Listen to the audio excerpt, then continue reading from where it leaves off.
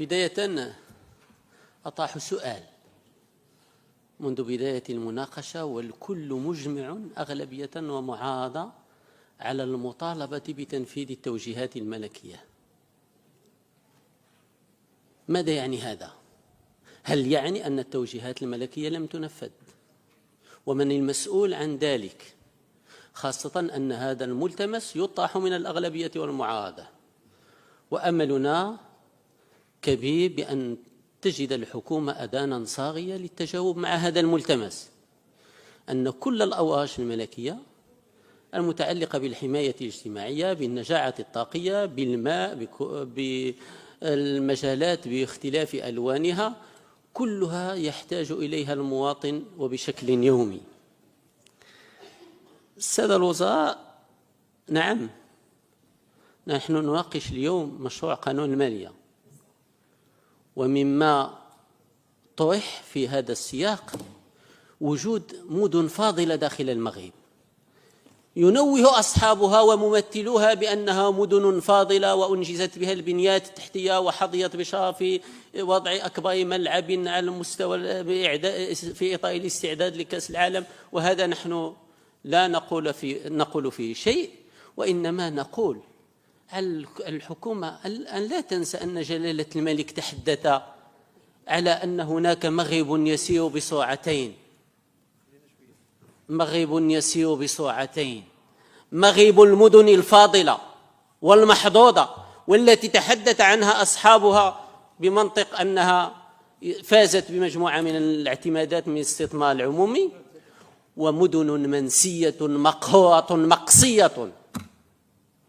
والسبب في ذلك الحكومة بنفسها وأحزابها المتعلقة بالأغلبية. أعطيكم نموذج سادة الوزراء، وأنا أمثل إقليم قسيف المنسي والمقصي والمهمش والمفقى. فإقليم قسيف له حكومة تضع وتنفذ السياسات العمومية بأحزابها الثلاث، وله جهة يتولاها حزب من الأغلبية، وله مجلس إقليمي يتولاه حزب من الأغلبية، وكل الجماعات وأسطر على كل الجماعات يتولى مسؤوليتها أحزاب الأغلبية، ولا شيء تحقق، بقي منسي، بل أكثر من ذلك. وأقول هذا وبكل صراحة أن هناك من الوزراء من لا يعرف حتى موقعه أين يوجد. جميل أن نتحدث عن مدن فاضلة وعن مدن محظوظة، لكن ماذا قدمت هذه الحكومة لباقي الأقاليم؟ فجلالة الملك أكد على أن هناك مغرب يسير بسرعتين، ونبه إلى خطورة الوضع، وأكد على أن مؤشر التنمية المحلية هو الوحيد الذي يمكن أن يعكس بصدق مدى تقدم المغرب الصاعد والمتضامن.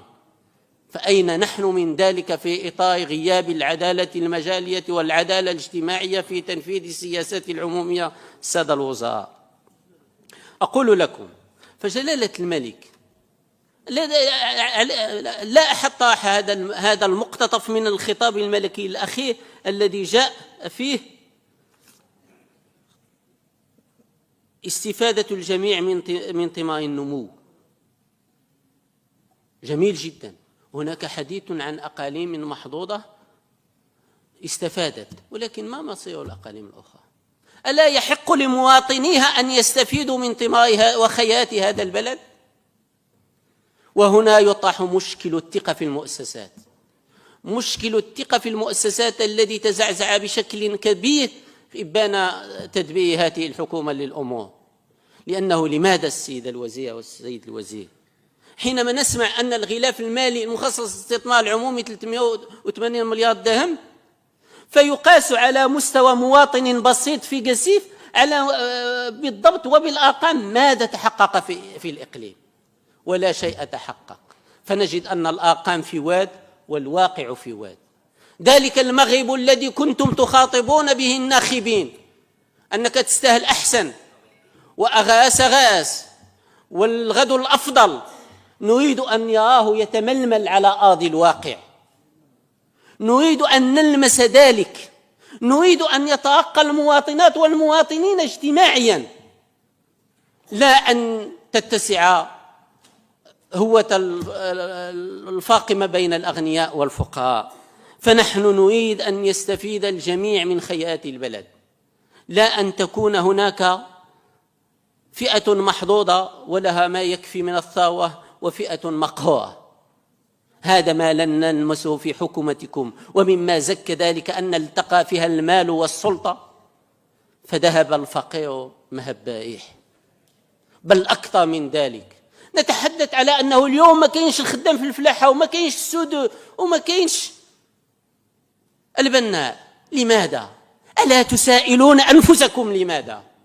ببساطة لأن ذلك الثمن الذي يدخل دخله اليوم لا يكفي لسد ولو 4 ساعات من حياته، وبالتالي فملجأه ليس أنه يخدم في الفلاحة ولا في البني ولا في السود، ملجأه اضطرارا وقسرا أن وجهته الحكومة إلى قوارب الموت وإلى الخروج إلى الشارع، فخروج الشارع هو الذي كان طوال هذه الولاية، ليس فقط الطب والطلبة والأساتذة والمهن القانونية من محاماة وغيرهم، بل حتى هناك فئات اجتماعية على مستوى الجنوب الشرقي وجبال الأطلس، وهناك فئات أخرى من الشباب اتجهوا نحو المدن المحتلة من أجل الهجرة إلى الخارج.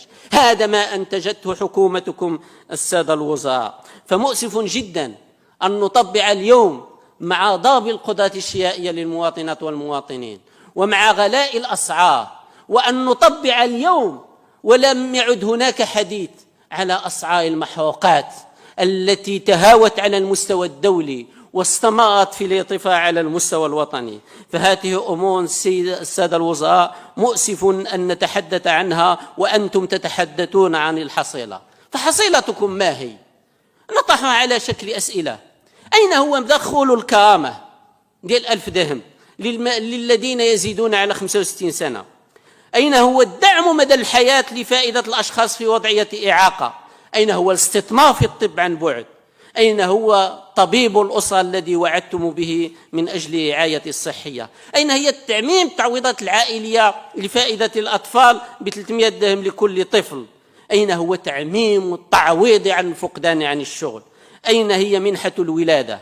أين هي البطاقة الصحية الذكية للتكفل المباشر بالمصاريف الطبية والاستشفاء؟ هذه أسئلة نريد عنها أن نسمع اليوم حصيلتكم فيها، وسنصفق لكم. أكيد أنه لا حصيلة لكم السيد الوزير في هذا الصدد.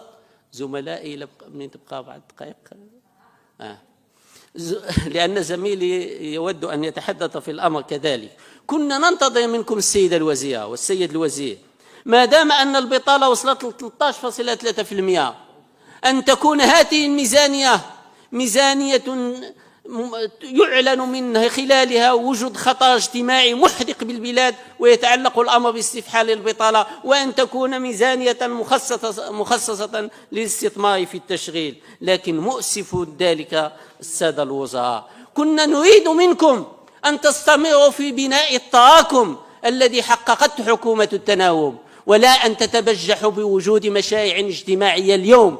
فحكومة التناوب هي التي أوجدت مدونة التغذية الصحية، وحكومة التناوب هي التي وضعت التأمين الإجباري الأساسي على المرض ومبدأ المساعدة الاجتماعية والتضامن الوطني لفائدة المعوزين. ولكن مؤسف أن وصلنا إلى حكومة يوبيليالية وأساءت تدبير هذا الملف، بدل أن تواصل البناء في مجال التراكم في سياق التراكم من أجل مغرب اجتماعي، من أجل مغرب دولة اجتماعية حقيقية. أساءت ذلك ولا نعيب عنها، لأنه هو توجهها والتقى فيها المال والسلطة.